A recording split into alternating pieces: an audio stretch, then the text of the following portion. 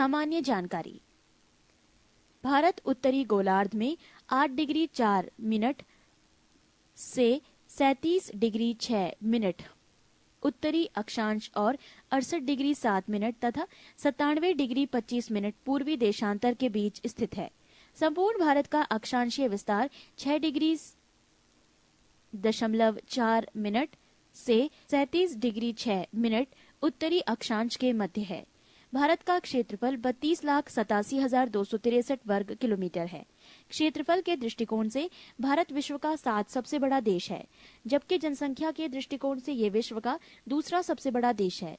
क्षेत्रफल की दृष्टि से भारत से बड़े 6 देश हैं: रूस, कनाडा, चीन, संयुक्त राष्ट्र अमेरिका, ब्राजील एवं ऑस्ट्रेलिया।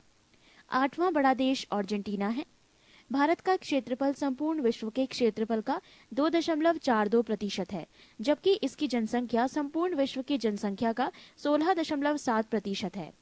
2001 ईस्वी की जनगणना के अनुसार जनसंख्या की दृष्टि से विश्व के 8 बड़े देश हैं: चीन, भारत, संयुक्त राष्ट्र America, Indonesia, Brazil, Pakistan, Bangladesh एवं रूस। भारत का उत्तर से दक्षिण में विस्तार 3,214 किलोमीटर है व पूरब से पश्चिम में विस्तार 2,933 किलोमीटर है। भारत की स्थल सीमा की लंबाई 15,200 किलोमीटर है। इसके तटीय भाग की लंबाई 7,516.5 किलोमीटर है, परंतु मुख्य भूमि के तटीय भाग की लंबाई 6,100 किलोमीटर है। भारत की स्थल सीमा पर बांग्लादेश, चीन, पाकिस्तान, नेपाल, म्यांमार, भूटान और अफगानिस्तान है, जिसके साथ भारत की सीमा की लंबाई क्रमशः 4,096 किलोमीटर, 3,917 किलोमीटर, 3,310 किलोमीटर और 1,752 किलोमीटर, 1,458 किलोमीटर, 587 किलोमीटर एवं 80 किलोमीटर है। भारत की जलीय सीमा 5 देशों से मिलती है: पाकिस्तान, मालदीव, श्रीलंका, बांग्लादेश एवं म्यांमार। भारत की जल एवं स्थल सीमा से लगे देश बांग्लादेश, म्यांमार और पाकिस्तान। भारत का सबसे दक्षिणी बिंदु इंदिरा पॉइंट है। ये निकोबार द्वीप समूह में स्थित है। पहले इसका नाम पिगमिलियन पॉइंट था। ये भूमध्य रेखा से 876 किलोमीटर दूर है। भारत के सबसे उत्तरी बिंदु इंदिरा कौल जम्मू कश्मीर राज्य में है। पश्चिमी बिंदु सरक्रीक गुजरात एवं पूर्वी बिंदु वालांगू अरुणाचल प्रदेश में है।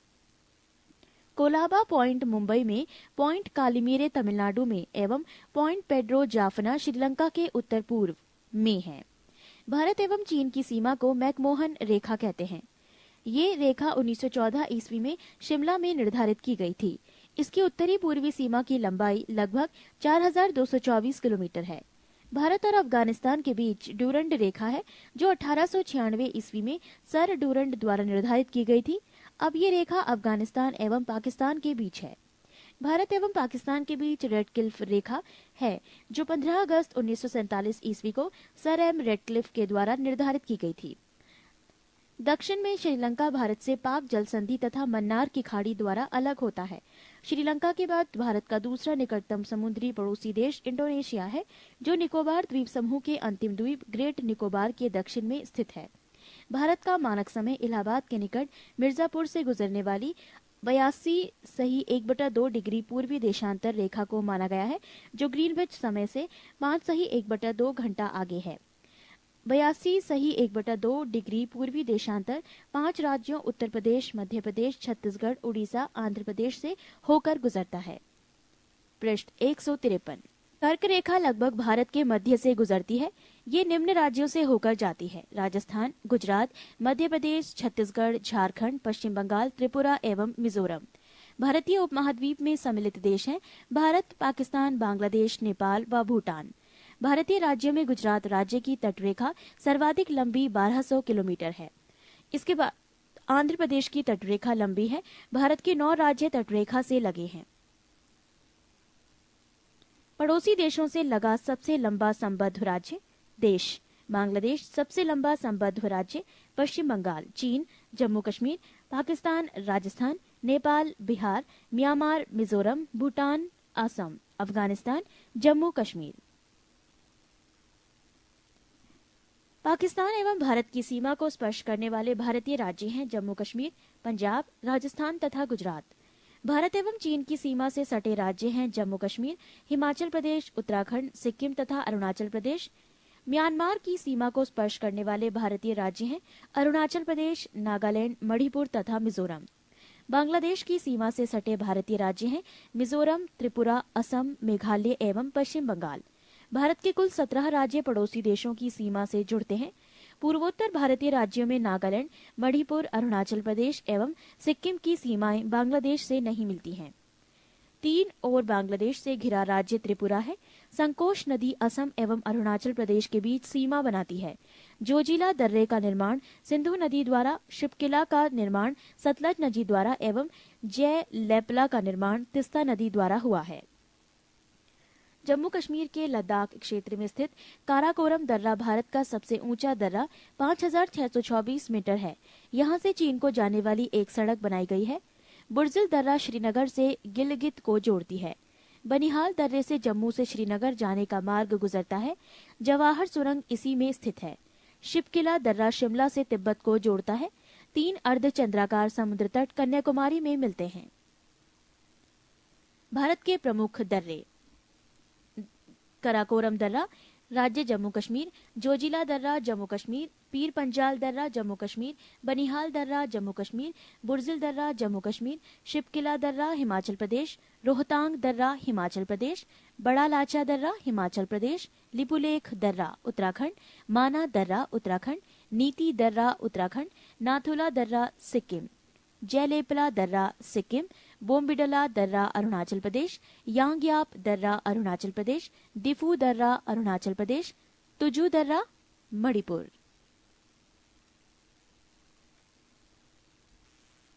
दो, भारत का भौतिक स्वरूप। देश के कुल क्षेत्रफल के 10.7% भाग पर उच्च पर्वत श्रेणियां हैं, जिनकी ऊंचाई समुद्र तल से 2135 मीटर या उनसे अधिक है।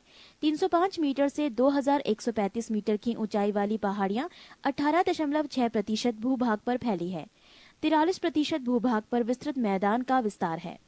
भौतिक रचना तथा धरातल के स्वरूप के अनुसार भारत को 5 भागों में बांटा गया है, यथा 1 उत्तरी पर्वतीय मैदान, 2 विशाल मैदान, 3 प्रायद्वीपीय पठार, 4 मरुस्थलीय प्रदेश तथा 5 समुद्र तटीय मैदान। हिमालय का प्रादेशिक विभाजन। प्रादेशिक विभाग: पंजाब हिमालय, लंबाई 560 किलोमीटर, विस्तार सिंधु एवं सतलज नदियों के मध्य। कुमायूं हिमालय, लंबाई 320 किलोमीटर, विस्तार सतलज एवं काली नदियों के मध्य। नेपाल हिमालय, लंबाई 800 किलोमीटर, विस्तार काली एवं तिस्ता नदियों के मध्य। असम हिमालय, लंबाई 720 किलोमीटर, विस्तार तिस्ता एवं दिहांग नदियों के मध्य। भूवैज्ञानिकों के मतानुसार जहां आज हिमालय पहाड़ है, वहां टिथिस नामक उथला समुद्र था। हिमालय की उत्पत्ति के संबंध में आधुनिक सिद्धांत प्लेट विवर्तनिकी प्लेट टेक्टोनिक्स है। पृष्ठ 154। अरावली की पहाड़ियां राजस्थान राज्य में हैं। ये सबसे पुरानी चट्टानों से बनी है। इस पहाड़ी की सबसे ऊंची चोटी माउंट आबू पर स्थित गुरु शिखर है। इसकी ऊंचाई 1722 मीटर है। अरावली के पश्चिमी की ओर से माही एवं लूनी नदी निकलती है। लूनी नदी कच्छ के रण में गायब हो जाती है। अरावली के पूर्व की ओर बनास नदी निकलती है। नोट: वैसी नदी जो जमीन में ही लुप्त हो जाती है उसे the river of P Meryl कहते हैं। मालवा का पठार मध्य प्रदेश एवं छत्तीसगढ़ राज्य में है। ये ज्वालामुखीय चट्टानों का बना हुआ है। इससे चंबल और बेतवा नदी निकलती है। विंध्याचल का पठार झारखंड, उत्तर प्रदेश एवं छत्तीसगढ़ राज्य में है। ये परतदार चट्टानों का बना है। विंध्याचल पर्वतमाला उत्तर भारत को दक्षिण भारत से अलग करता है। महकाल पठार छत्तीसगढ़ में है। महकाल पहाड़ी का सर्वोच्च शिखर अमरकंटक 1036 मीटर है। ये पुरानी चट्टानों का बना एक ब्लॉक पर्वत है। इसके पश्चिम की ओर से नर्मदा नदी, उत्तर की ओर से सोन नदी और दक्षिण की तरफ से महानदी निकलती है। छोटा नागपुर स्थित रांची का पठार संप्राय मैदान का उदाहरण है। छोटा नागपुर पठार को भारत का रूर भी कहा जाता है, क्योंकि खनिज भंडार की दृष्टि से ये भारत का सबसे संपन्न प्रदेश है। सतपुड़ा की पहाड़ियां मध्य प्रदेश राज्य में है। ये ज्वालामुखीय चट्टानों से बनी हुई हैं। इनकी सबसे ऊंची चोटी धूपगढ़ी 1350 मीटर है, जो महादेव पर्वत पर स्थित है। इसके पूर्वी हिस्से में ताप्ती नदी निकलती है। पश्चिमी घाट ये पर्वत ताप्ती नदी के मुहाने से लेकर कुमारी अंतरीप तक लगभग 1600 किलोमीटर में विस्तृत है। इसकी औसत ऊंचाई 1200 मीटर है। पश्चिमी घाट से उत्तर में गुजरात के सौराष्ट्र प्रदेश में गिर की पहाड़ियां मिलती हैं, जो एशियाई सिंह के लिए विख्यात है। दक्कन का पठार महाराष्ट्र राज्य में है। ये ज्वालामुखीय बेसाल्ट चट्टानों का बना है। ये काली मिट्टी का क्षेत्र है। इसके पश्चिमी हिस्से में सह्याद्री की पहाड़ी है। सह्याद्री की सबसे ऊंची चोटी कालसूबाई है। इस पठार के पूर्वी भाग को विदर्भ कहा जाता है। धारवाड़ का पठार कर्नाटक राज्य में है। ये परिवर्तित चट्टानों से बना है। इस पठार के पश्चिमी भाग में बाबा बुदन की पहाड़ी तथा ब्रह्मगिरी की पहाड़ी है। नीलगिरी की पहाड़ी तमिलनाडु में है, जो एक ब्लॉक पर्वत है। ये मुख्यतः चार्नोकाइट पठार से बनी है। इसकी सबसे ऊंची चोटी डोडा बेटा 2637 मीटर है, जो दक्षिण भारत की दूसरी सबसे ऊंची चोटी है। ऊटक मंड इसी पहाड़ी पर है।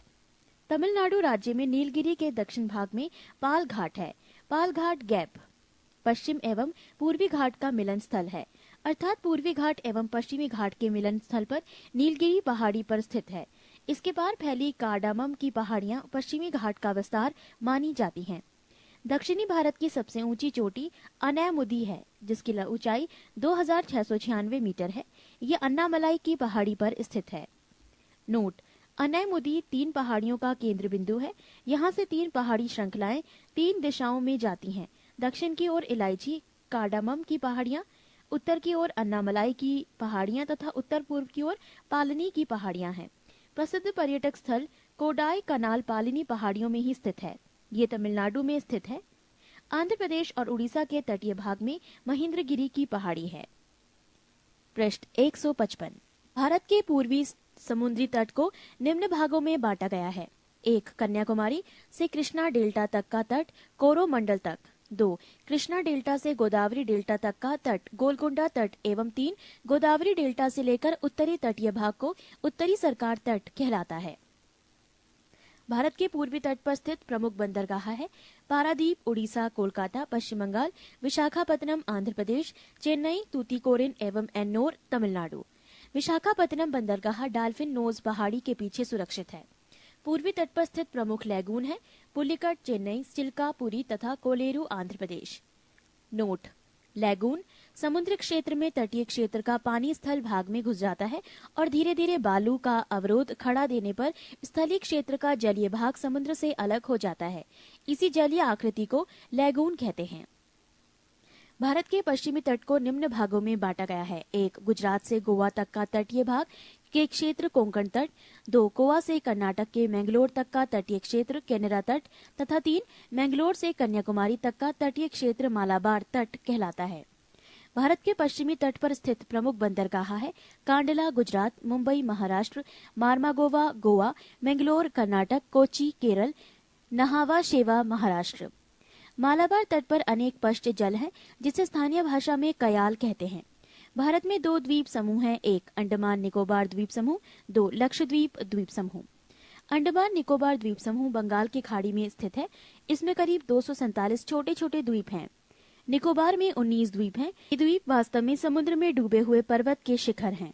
लैंडफॉल द्वीप अंडमान निकोबार द्वीप समूह का सबसे उत्तरी द्वीप है। कोको जलमार्ग इसे म्यांमार के कोको द्वीप से अलग करता है, जहां चीन ने निगरानी तंत्र लगाया हुआ है। बंगाल के खाड़ी में नदियों ने जलोढ़ मिट्टी के निक्षेप द्वारा कई द्वीपों का निर्माण किया है।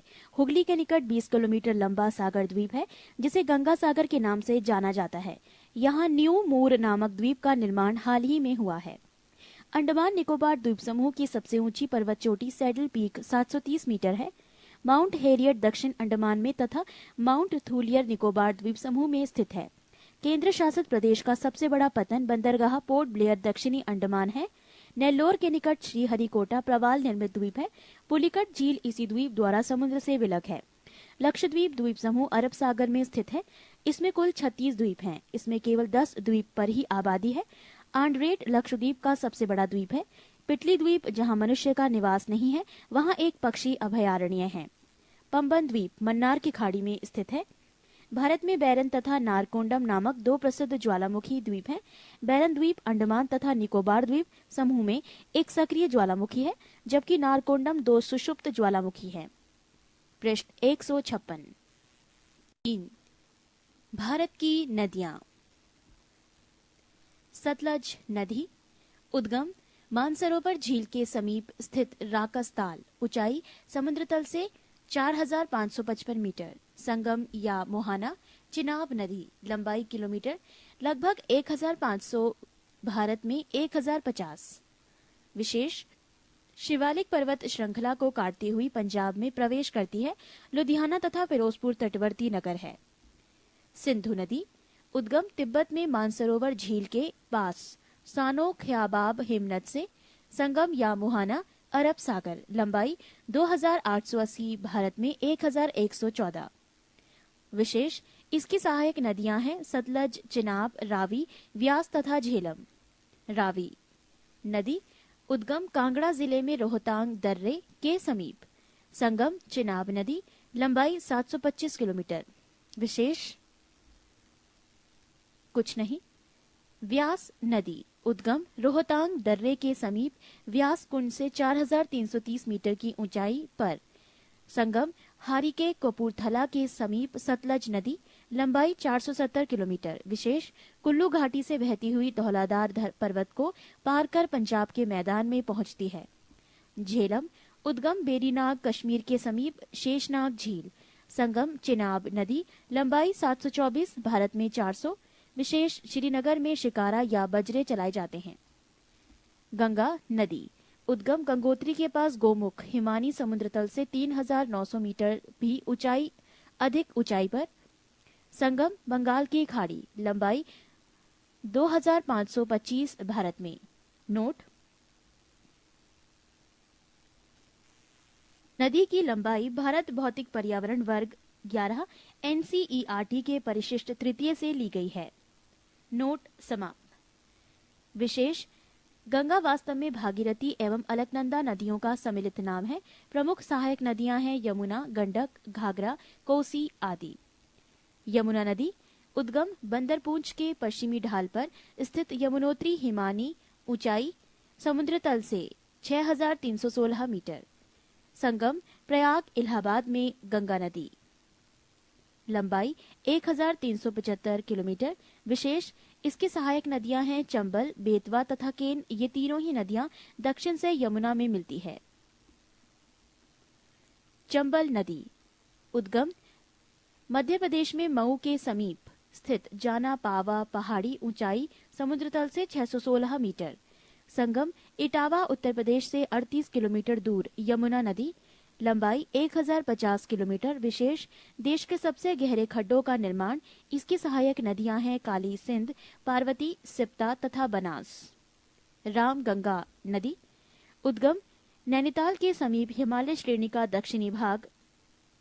संगम कन्नौज के निकट गंगा नदी, लंबाई 696 किलोमीटर।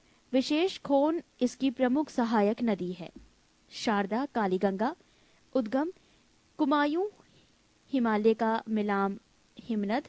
संगम बहराम घाट के समीप घाघरा नदी, लंबाई 602 किलोमीटर। विशेष इसकी सहायक नदियां हैं सरमा, लिसार, सरयू या पूर्वी रामगंगा या चौकिया। घाघरा या करनाली या कौरियाला उद्गम नेपाल में तलकाकोट से 37 किलोमीटर उत्तर पश्चिम में मपासा तुंग हिमानी।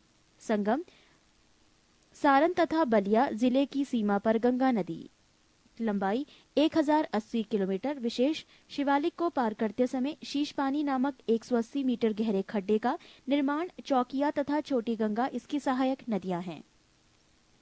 पृष्ठ 157। गंडक नदी नेपाल में शालिग्राम तथा मैदानी भाग में नारायणी, उद्गम नेपाल।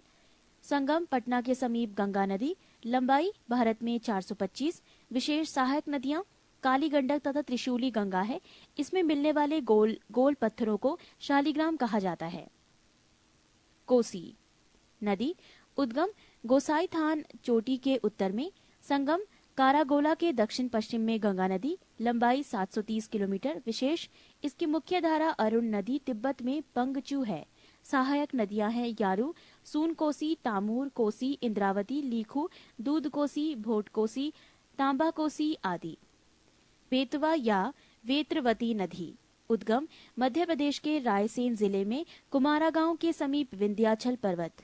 संगम हमीरपुर के समीप यमुना नदी, लंबाई 480 किलोमीटर, विशेष ऊपरी मार्ग में कई झरनों का निर्माण।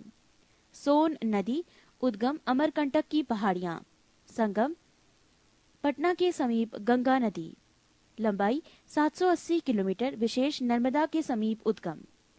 ब्रह्मपुत्र, तिब्बत में सांपू तथा असम में दिहांग नदी, उद्गम तिब्बत में मानसरोवर झील से 80 किलोमीटर की दूरी पर स्थित हिमानी, ऊंचाई समुद्र तल से 5150 मीटर, संगम बंगाल की खाड़ी, ऊंचाई 2900, भारत में 916। नोट: नदी की लंबाई भारत भौतिक पर्यावरण वर्ग 11 एनसीईआरटी के परिशिष्ट तृतीय से ली गई है। नोट समाप्त। विशेष: प्रमुख सहायक नदियां डिबोंग, लोहित, सेसरी, नोबा, दियांग आदि है। अन्य सहायक नदियां हैं स्वर्णसिरी, धनसिरो, मानस, धारला, तिस्ता, बूढ़ी, दियांग, धनसिरी, कुलसी तथा जिंजराम। नर्मदा नदी, उद्गम विंध्याचल पर्वत श्रेणियों में स्थित अमरकंटक नामक स्थान, ऊंचाई समुद्र तल से 1057 मीटर, संगम खंबात की खाड़ी, लंबाई 1312। नोट वही है जो हम अभी तक पढ़ते आए हैं। विशेष: जबलपुर में भेड़ाघाट के समीप कपिलधारा धुआंधार जलप्रपात का निर्माण डेल्टा के बजाय एशुचुअरी बनाती है। ताप्ती नदी, उद्गम बैतूल जिले, मध्य प्रदेश के मूल ताप्ती नगर के पास 722 मीटर की ऊंचाई से, संगम सूरत के निकट खंबात की खाड़ी, लंबाई 724। नोट वही जो अभी तक पढ़ते आए हैं। विशेष: डेल्टा के बजाय एशुचुअरी बनाती है। पूर्णा प्रमुख सहायक नदी है। महानदी, उद्गम छत्तीसगढ़ के रायपुर जिले में सिहावा के समीप, संगम बंगाल की खाड़ी, कटक के समीप, लंबाई 815। नोट वही जो अभी तक पढ़ते आए हैं। विशेष: ब्राह्मणी तथा वैतरणी सहायक नदियां हैं। शिप्रा नदी, उद्गम इंदौर जिले की काकेरी बरड़ी नामक पहाड़ी, संगम चंबल नदी, लंबाई 560 किलोमीटर, विशेष इसके किनारे उज्जैन का विख्यात महाकालेश्वर मंदिर है, जहां प्रति 12वें वर्ष कुंभ मेला लगता है। माही नदी, उद्गम धारा जिला, मध्य प्रदेश के अमझोरा के मेहद झील, संगम खंबात की खाड़ी, लंबाई 585। नोट वही जो अभी तक पढ़ते आए हैं। विशेष: इस पर बजाज सागर बांध बांसवाड़ा बनाया गया है। लूनी नदी, उद्गम अजमेर जिले में स्थित नाग पहाड़, अरावली पर्वत, आना सागर, संगम कच्छ की रन, लंबाई 320 किलोमीटर, विशेष इसकी मुख्य सहायक नदियां बाड़ी, सूकरी, मिठड़ी आदि है। ये नमकीन नदी है, थार मरुस्थल में लुप्त हो जाती है। पृष्ठ 158।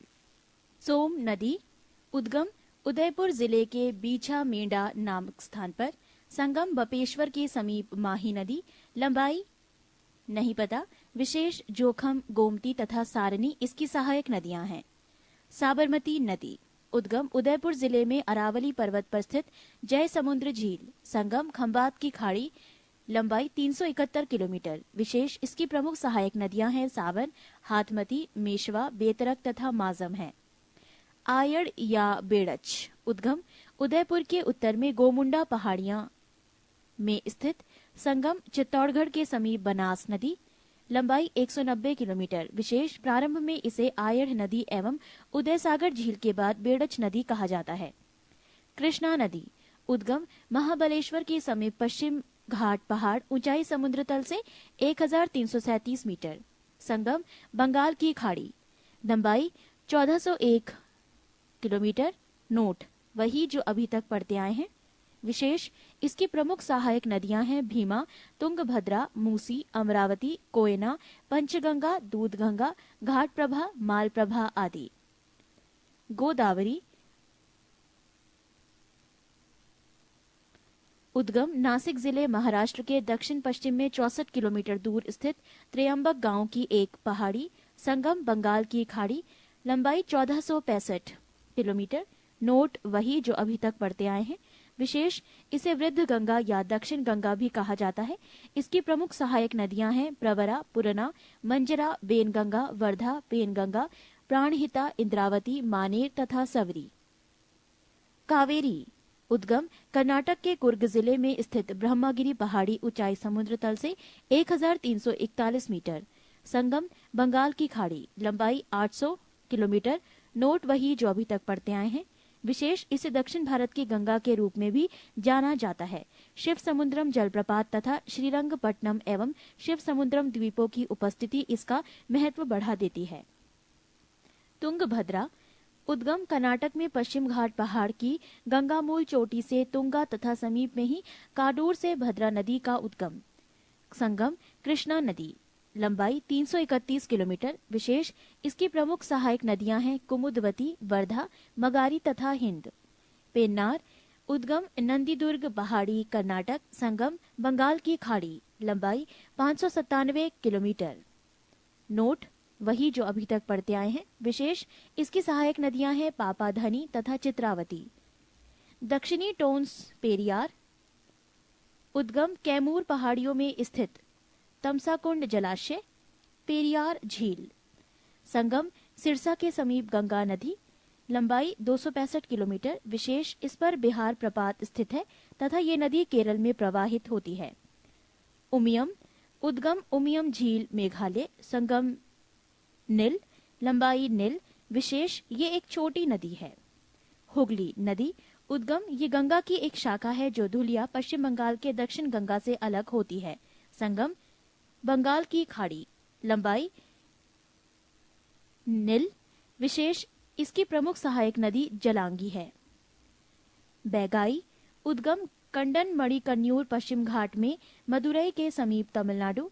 संगम बंगाल की खाड़ी, लंबाई 288 किलोमीटर। विशेष, इसकी सहायक नदियां हैं कुमुम, वर्षानाड, सरीलियार, तेवियार, बरहा तथा मंगलार। ये थी भारत की नदियां। पृष्ठ 159। उत्तराखंड के उत्तरकाशी जिले में 3900 मीटर की ऊंचाई पर गोमुख के निकट गंगोत्री हिमानी गंगा का उद्गम स्रोत है। यहाँ इसे भागीरथी कहते हैं। अलकनंदा का उद्गम स्रोत बद्रीनाथ के ऊपर संतोपंथ हिमानी अलकापुरी हिमनद में है। गंगा नदी का नाम गंगा देवप्रयाग के बाद पड़ता है, जहाँ अलकनंदा एवं भागीरथी आपस में मिलती हैं। गंगा हरिद्वार के निकट मैदानी भाग में प्रवेश करती है। गंगा नदी बांग्लादेश में पद्मा के नाम से बहती है। ब्रह्मपुत्र नदी बांग्लादेश में जमुना के नाम से बहती है और पाबना के पूर्व गोडुला घाट के पास पद्मा से मिलती है और इसकी सम्मिलित धारा को पद्मा कहते हैं। आगे बहती हुई जब ये नदी चांदपुर के उत्तर पूर्व पहुंचती है तो मेघना इससे आकर मिलती है। तब ये मेघना के नाम से बहती हुई कई जल वितरिकाओं में बढ़ती हुई समुद्र में मिल जाती है। मेघना की सहायक बराक नदी उद्गम मणिपुर की पहाड़ी है। सिंधु भारत में केवल जम्मू एवं कश्मीर राज्य से होकर बहती है। भारत एवं पाकिस्तान सिंधु जल समझौता संधि 1960 ईस्वी के अनुसार भारत इस नदी प्रकम के संपूर्ण जल का केवल 20% जल उपयोग कर सकता है। प्रायद्वीपीय नदियों का उत्तर से दक्षिण की ओर क्रम महानदी, गोदावरी, कृष्णा, पेन्नार, कावेरी एवं वैगाई। प्रायद्वीपीय एवं नदियों का लंबाई के अनुसार घटता क्रम गोदावरी, कृष्णा, नर्मदा, महानदी, कावेरी एवं ताप्ती। 4. भारत की प्रमुख झीलें। 1. डल झील, संबंधित राज्य जम्मू कश्मीर। 2. वुलर झील, जम्मू कश्मीर। 3. बैरीनाग झील, जम्मू कश्मीर। मानस बल झील, जम्मू कश्मीर। राजसमंद झील, राजस्थान। पिछौला झील, राजस्थान। सांभर झील, राजस्थान। सातताल झील, उत्तराखंड। नैनीताल झील, उत्तराखंड। रागसताल झील, उत्तराखंड। मालाताल झील, उत्तराखंड। हुसैन सागर झील, आंध्र प्रदेश। पुलिकट झील, तमिलनाडु। लोकाटक झील, मणिपुर। नागिन झील, जम्मू कश्मीर। शेषनाग झील, जम्मू कश्मीर। अनंतनाग झील, जम्मू कश्मीर। लुनकरसनर झील, राजस्थान। जयसमंद झील, राजस्थान। फतेह सागर झील, राजस्थान। डीडवाना झील, राजस्थान। देवताल झील, उत्तराखंड। नौ कुचियाताल झील, उत्तराखंड। खुरपाताल झील, उत्तराखंड। कोलेरू झील, आंध्र प्रदेश। चिल्का झील, उड़ीसा। लोनार झील, महाराष्ट्र। बेम्बानट झील, केरल। भारत की सबसे बड़ी तटीय झील चिल्का झील उड़ीसा है, जो खारे पानी की एक लैगून झील है। यहाँ नौसेना का प्रशिक्षण केंद्र भी है। भारत की सबसे बड़ी और सबसे अधिक खारे पानी की झील सांभर झील, राजस्थान है। भारत में सबसे बड़ी मीठे पानी की झील वूलर झील जम्मू कश्मीर है। भारत की सबसे बड़ी कृत्रिम झील गोविंद सागर झील पंजाब के रोपड़ जिले में सतलज नदी पर भाखड़ा नागल बांध से निर्मित हुआ है। बालसन पहाड़ियों से घिरे अभिकेंद्रीय अपवाह वाले विस्तृत समतल गर्त को बालसन कहते हैं। प्लाया चौरस सतह तथा अनप्रवाहित द्रोणी वाली इस छोटी झीलों को प्लाया कहते हैं। इसमें वर्षा की पानी जमा होती है परंतु जल्दी ही भाप बनकर उड़ जाती है। पृष्ठ 160। सांभर एवं डीडवाना थार मरुस्थल के पूर्वी सिरे पर खारे पानी की झील है। सांभर झील बालसन का, डीडवाना झील प्लाया का उदाहरण है। भारत में सबसे अधिक ऊंचाई पर स्थित झील चोलामू झील सिक्किम है। महाराष्ट्र के बुल्ढाना जिले में स्थित लोनार झील ज्वालामुखी उद्गार से बनी झील है। आज भारत के प्रमुख जलप्रपात। 1. जलप्रपात जोग या गरसोप्पा, स्थिति शरावती नदी, ऊंचाई 255 मीटर। 2. येन्ना, स्थिति नर्मदा नदी, ऊंचाई 183 मीटर। 3. शिव समुद्रम, स्थिति कावेरी नदी, ऊंचाई 90 मीटर। 4. गोकक, स्थिति गोकक नदी, ऊंचाई 55 मीटर। 5. पायकारा, स्थिति नीलगिरी क्षेत्र, ऊंचाई लिखी हुई नहीं गई है। 6. जलप्रपात चूलिया, स्थिति चंबल नदी, ऊंचाई 18 मीटर। 7. पुनासा, स्थिति चंबल नदी, ऊंचाई 12 मीटर। 8. बिहार, स्थिति टोंस नदी, ऊंचाई 100 मीटर। 9. धुआंधार, स्थिति नर्मदा नदी, ऊंचाई 10 मीटर। 10. हुंडरू, स्थिति स्वर्ण रेखा नदी, ऊंचाई 174 मीटर। 6. भारत की जलवायु। जलवायु किसी क्षेत्र में लंबे समय तक जो मौसम की स्थिति होती है उसे उस स्थान की जलवायु कहते हैं। भारत की जलवायु उष्णकटिबंधीय मानसूनी जलवायु है। मौसम किसी स्थान पर थोड़े समय की, जैसे एक दिन या एक सप्ताह की वायुमंडलीय अवस्थाओं को वहां का मौसम कहते हैं। भारत में मौसम संबंधी सेवा सन 1875 ईस्वी में आरंभ की गई थी। तब इसका मुख्यालय शिमला में था। प्रथम विश्व युद्ध के बाद इसका मुख्यालय पुणे लाया गया। अब भारत के मौसम संबंधी मानचित्र वहीं से प्रकाशित होते हैं। भारतीय जलवायु को मानसून के अलावे प्रभावित करने वाले 2 प्रमुख कारक हैं। 1. उत्तर में हिमालय पर्वत, इसकी उपस्थिति के कारण मध्य एशिया से आने वाली शीतल हवाएं भारत में नहीं आ पाती हैं। 2. दक्षिण में हिंद महासागर, इसकी उपस्थिति एवं भूमध्य रेखा की समीपता के कारण उष्णकटिबंधीय जलवायु अपने आदर्श स्वरूप में पाई जाती है। मानसूनी पवनों द्वारा समय समय पर अपनी दिशा पूर्णतया बदल लेने के कारण भारत में निम्न 4 ऋतु चक्रवात पाई जाती है। 1.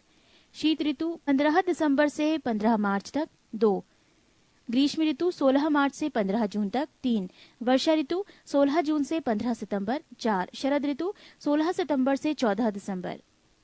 नोट, ये तिथियां एक सामान्य सीमा रेखा को तय करती है। मानसून पवनों के आगमन एवं प्रत्यावर्तन में होने वाला विलंब इनको पर्याप्त रूप से प्रभावित करता है। उत्तर भारत के मैदानी भागों में शीत ऋतु में वर्षा पश्चिमी विक्षोभ या जेट स्ट्रीम के कारण होती है। जाड़े के दिनों में जनवरी से फरवरी महीने में तमिलनाडु के तटों पर वर्षा लौटती हुई मानसून या उत्तरी पूर्वी मानसून के कारण होती है। ग्रीष्म ऋतु में असम एवं पश्चिम बंगाल राज्यों में तीव्र आर्द्र हवाएं चलने लगती हैं, जिनसे गरज के साथ वर्षा हो जाती है। इन हवाओं को पूर्वी भारत में नॉर्वेस्टर एवं बंगाल में काल वैशाखी के नाम से जाना जाता है। कर्नाटक में इसे चेरी ब्लॉसम कहा जाता है, जो कॉफी की कृषि के लिए लाभदायक होता है। आम की फसल के लिए लाभदायक होने के कारण इसे दक्षिण भारत में आम्र वर्षा मैंगो शावर कहते हैं। उत्तर पश्चिम भारत के शुष्क भागों में ग्रीष्म ऋतु में चलने वाली गर्म एवं शुष्क हवाओं को लू कहा जाता है। पृष्ठ 161। वर्षा ऋतु में उत्तर पश्चिम भारत तथा पाकिस्तान में उष्ण दाब का क्षेत्र बन जाता है, जिसे मानसून गर्त कहते हैं। इसी समय उत्तरी अतः उष्ण अभिसरण NITC उत्तर की ओर खिसकने लगती है, जिसके कारण विषुवत रेखीय पछुआ पवन एवं दक्षिणी गोलार्ध की दक्षिण पूर्व वाणिज्यिक पवन विषुवत रेखा को पार कर फेरल के नियम का अनुसरण करते हुए भारत में प्रवाहित होने लगती है, जिसे दक्षिण पश्चिम मानसून के नाम से जाना जाता है। भारत की अधिकांश वर्षा लगभग 80% इसी मानसून से होती है। भारत की प्रायद्वीपीय आकृति के कारण दक्षिण पश्चिम में के मानसून 2 शाखाओं में विभाजित हो जाता है। 1. अरब सागर की शाखा तथा 2. बंगाल की खाड़ी की शाखा। अरब सागर शाखा का मानसून सबसे पहले भारत के केरल राज्य में जून के प्रथम सप्ताह में आता है। यहाँ ये पश्चिमी घाट पर्वत से टकराकर केरल के तटों पर वर्षा करती है। इसे मानसून प्रस्फोट, मानसून ब्रस्ट कहा जाता है। गारो, खासी एवं जयंतिया पहाड़ियों पर बंगाल की खाड़ी से आने वाली हवाएं दक्षिण से पूर्व मानसून की शाखा अधिक वर्षा लाती है, जिसके कारण यहाँ स्थिति मावसिन राम मेघालय विश्व में सर्वाधिक वर्षा प्राप्त करने वाला स्थान है, लगभग 1141 सेंटीमीटर। मानसून की अरब सागर शाखा तुलनात्मक रूप से अधिक शक्तिशाली होती है। दक्षिण पश्चिम मानसून द्वारा लाए कुछ आर्द्रता का 65% भाग अरब सागर से एवं 35% भाग बंगाल की खाड़ी से आता है। मौसम के अनुसार वर्षा का वितरण। वर्षा का मौसम। दक्षिण पश्चिम मानसून समयावधि जून से सितंबर तक, वार्षिक वर्षा का प्रतिशत 73.7%। परवर्ती मानसून काल समयावधि अक्टूबर से दिसंबर तक, वार्षिक वर्षा का प्रतिशत 13.3%। पूर्व मानसून काल समयावधि मार्च से मई तक, वार्षिक वर्षा 10.0%। शीत ऋतु या उत्तर पश्चिम मानसून समयावधि जनवरी से फरवरी, वार्षिक वर्षा का प्रतिशत 2.6%। अरब सागरीय मानसून की एक शाखा सिंध नदी के डेल्टा क्षेत्र से आगे बढ़कर राजस्थान के मरुस्थल से होती हुई सीधे हिमालय पर्वत से जा टकराती है एवं वहां धर्मशाला के निकट अधिक वर्षा कराती है। राजस्थान में इसके मार्ग में अवरोध न होने के कारण वर्षा का अभाव पाया जाता है, क्योंकि अरावली पर्वतमाला इनके समानांतर पड़ती है। तमिलनाडु पश्चिमी घाट के पर्वत वृष्टि छाया क्षेत्र में पड़ता है, अतः यहाँ दक्षिण पश्चिम मानसून द्वारा काफी कम वर्षा होती है। शरद ऋतु को मानसून प्रत्यावर्तन का काल, रिट्रीटिंग मानसून सेशन कहा जाता है। इस ऋतु में बंगाल की खाड़ी एवं अरब सागर में उष्णकटिबंधीय चक्रवातों की उत्पत्ति होती है। इन चक्रवातों से पूर्वी तटीय क्षेत्रों में, मुख्यतः आंध्र प्रदेश एवं उड़ीसा तथा पश्चिमी तटीय क्षेत्र में गुजरात में काफी क्षति पहुंचती है। 7. भारत की मिट्टी। मिट्टी के अध्ययन के विज्ञान को मृदा विज्ञान, पेडोलॉजी कहा जाता है। भारतीय कृषि अनुसंधान परिषद ने भारत की मिट्टियों को 8 वर्गों में विभाजित किया है, जो निम्न है। 1. जलोढ़ मिट्टी, एल्यूवायल सॉइल। 2. काली मिट्टी, ब्लैक सॉइल। 3. लाल मिट्टी, रेड सॉइल। 4. लेटराइट मिट्टी, लेटराइट सॉइल। 5. मरुस्थलीय मिट्टी, डेजर्ट सॉइल। 6. क्षारीय मिट्टी, एल्कालाइन सॉइल। 7. पीटमय और जैव मिट्टी, पीट्स सॉइल। 8. वन्य मिट्टी, फॉरेस्ट सॉइल। पृष्ठ 162। 1. जलोढ़ मिट्टी, एल्यूवायल सॉइल। ये मिट्टी भारत के लगभग 22% क्षेत्रफल पर पाई जाती है। ये नदियों द्वारा लाई गई मिट्टी है। इस मिट्टी में पोटाश की बहुलता होती है, लेकिन नाइट्रोजन, फास्फोरस एवं ह्यूमस की कमी होती है। ये 2 प्रकार की होती है, एक बांगड़ और 2 खादर। पुराने जलोढ़ मिट्टी को बांगड़ तथा नई जलोढ़ मिट्टी को खादर कहा जाता है। जलोढ़ मिट्टी उर्वरता के दृष्टिकोण से काफी अच्छी मानी जाती है। इसमें धान, गेहूं, मक्का, तिलहन, दलहन, आलू आदि फसलें उगाई जाती हैं। 2. काली मिट्टी, ब्लैक सॉइल। इसका निर्माण बेसाल्ट चट्टानों को टूटने फूटने से होता है। इसमें आयरन, चूना, एल्यूमिनियम एवं मैग्नीशियम की बहुलता होती है। इस मिट्टी का काला रंग टिटेनिफेरस मैग्नेटाइट एवं जीवांश ह्यूमस की उपस्थिति के कारण होता है। इस मिट्टी को रेगूर मिट्टी के नाम से भी जाना जाता है।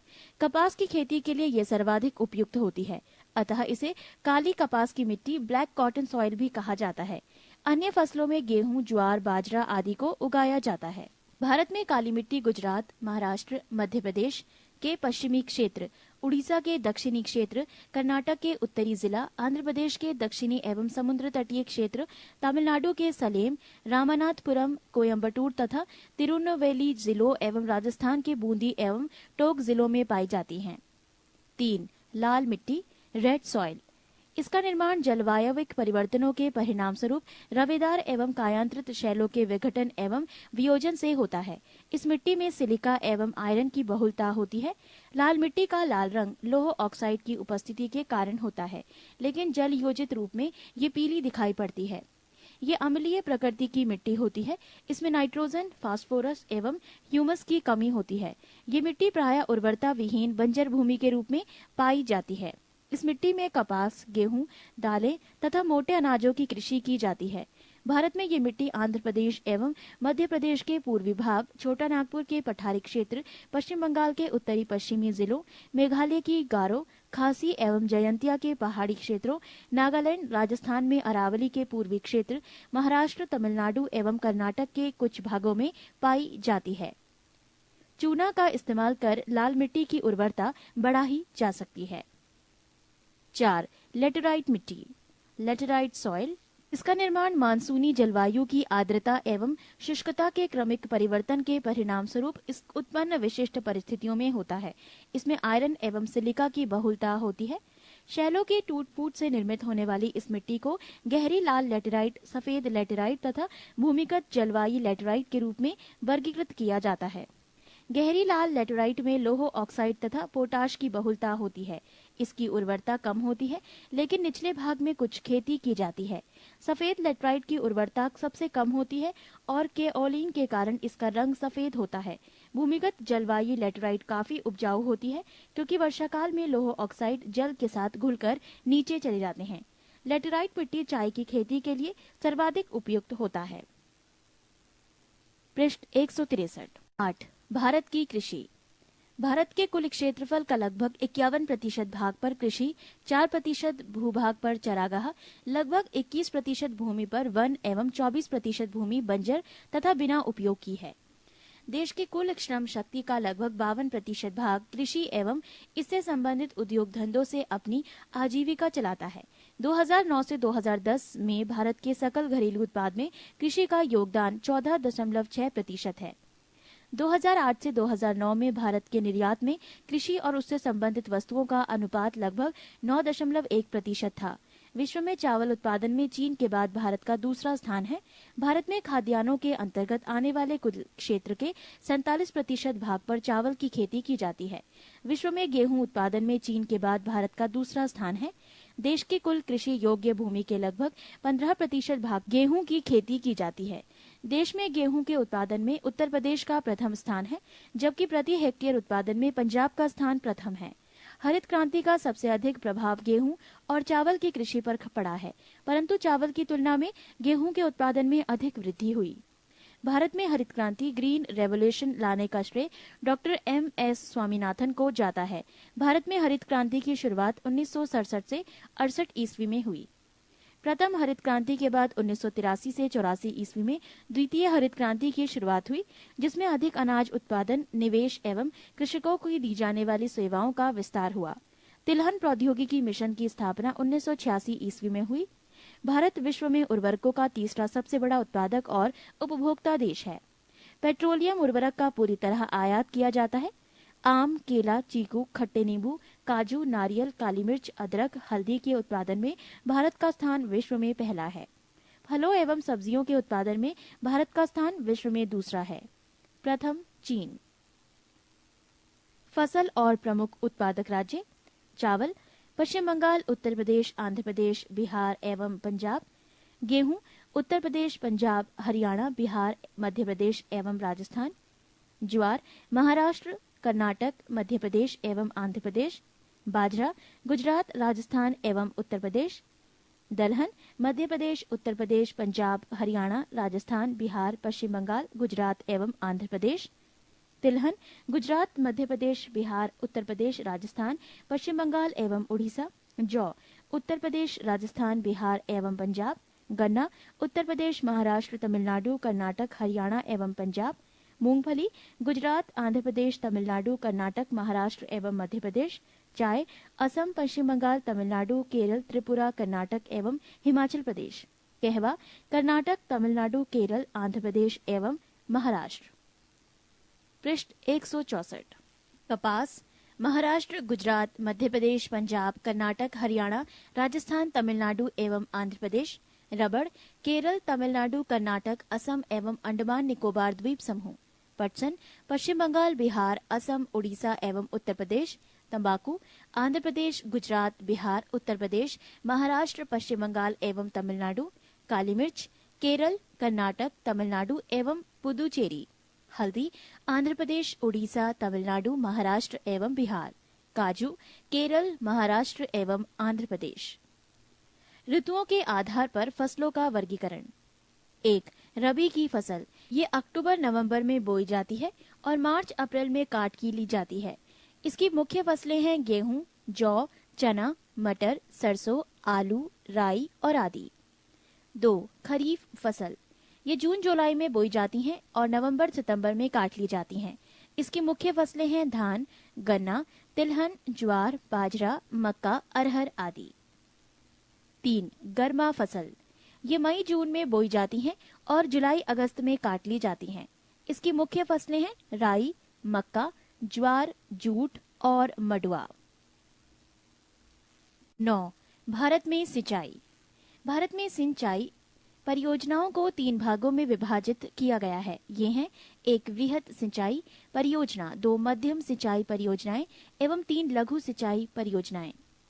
वृहद सिंचाई परियोजना के अंतर्गत वो परियोजनाएं सम्मिलित की जाती हैं जिसके अंतर्गत 10,000 हेक्टेयर से अधिक कृषि योग्य भूमि हो।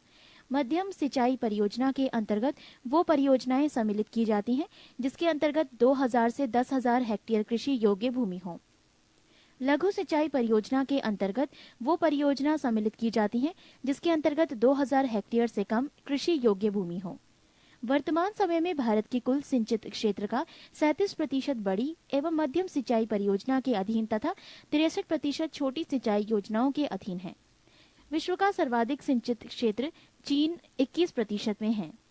विश्व का दूसरा सर्वाधिक सिंचित क्षेत्र भारत 20.2% में है। भारत में शुद्ध बोए गए क्षेत्र 1360 लाख हेक्टेयर के लगभग 33% भाग पर सिंचाई की सुविधा उपलब्ध है। वर्तमान समय कुआं और नलकूप भारत में सिंचाई के प्रमुख साधन हैं। देश में सर्वाधिक नलकूप व पंप सेट तमिलनाडु 18% में पाए जाते हैं। महाराष्ट्र में 15.6% का दूसरा स्थान है। केवल नलकूपों की सर्वाधिक सघनता वाला राज्य उत्तर प्रदेश है। प्रायद्वीपीय भारत में सिंचाई का प्रमुख साधन तालाब है। तालाब द्वारा सर्वाधिक सिंचाई तमिलनाडु राज्य में की जाती है। सिंचाई के साधन कुआं व नलकूप सिंचित भाग 55.9%, नहर 31.4%, तालाब 6.1%, अन्य स्रोत 6.6%। पृष्ठ 165। 10, भारत के खनिज संसाधन। भारत में खनिजों के सर्वेक्षण एवं विकास के लिए जियोलॉजिकल सर्वे ऑफ इंडिया, जिसका मुख्यालय कोलकाता में है, तथा भारतीय खान ब्यूरो, जिसका मुख्यालय नागपुर है, जिम्मेदार है। खनिज पदार्थ प्राप्ति स्थान तथा विशेष बिंदु। लौह अयस्क प्राप्ति स्थान उड़ीसा, जिसके अंदर सोनाई, क्योंझर, मयूरभंज, झारखंड, जिसके अंदर सिंहभूम, हजारीबाग, पलामू एवं धनबाद, छत्तीसगढ़, बस्तर, दुर्ग, रायपुर, रायगढ़, बिलासपुर, मध्य प्रदेश, जबलपुर, कर्नाटक, बेलारी, चिकमंगलूर, चीतल, दुर्ग, महाराष्ट्र, रत्नागिरी एवं चांदा, तमिलनाडु, सलेम, तिरुचिरापल्ली और गोवा। विशेष बिंदु झारखंड एवं उड़ीसा राज्यों में देश का लगभग 75% लोहा प्राप्त किया जाता है। भारत लौह अयस्क का निर्यात जापान, चेक, स्लोवाकिया, इटली, श्रीलंका आदि को करता है। कुछ संचित भंडार की दृष्टि से भारत का विश्व में प्रथम स्थान है। मैग्नीज प्राप्ति स्थान झारखंड, सिंहभूम, महाराष्ट्र, नागपुर और भंडारा, उड़ीसा, क्योंझर, सुंदरगढ़, आंध्र प्रदेश, काकुलमढ़ी, कर्नाटक, शिमोगा एवं बेलारी, गुजरात, पंचमहल, राजस्थान, बांसवाड़ा। विशेष बिंदु मैग्नीज उत्पादन में भारत का विश्व में तीसरा स्थान है। उड़ीसा देश का सर्वाधिक मैग्नीज उत्पादन करने वाला राज्य है। कोयला प्राप्ति स्थान झारखंड, धनबाद, सिंहभूम, गिरिडीह, पश्चिम बंगाल, रानीगंज, आसनसोल, छत्तीसगढ़, रायगढ़, उड़ीसा, देसगढ़ तथा तलचर, असम, माकूम, लखीमपुर, महाराष्ट्र, चांदा, आंध्र प्रदेश, सिंगरेनी, मेघालय, जम्मू कश्मीर, नागालैंड आदि। विशेष बिंदु कोयले के उत्पादन में भारत का स्थान विश्व में तीसरा है। भारत में कोयले के उत्पादन में प्रथम 3 राज्य क्रमशः है झारखंड, छत्तीसगढ़, उड़ीसा। एंथ्रेसाइट सबसे उत्तम श्रेणी का कोयला है। तांबा प्राप्ति स्थान झारखंड, सिंहभूम, हजारीबाग, राजस्थान, खेतड़ी, झुंझुनू, भीलवाड़ा, अलवर एवं सिरोही, महाराष्ट्र कोल्हापुर, कर्नाटक चीतल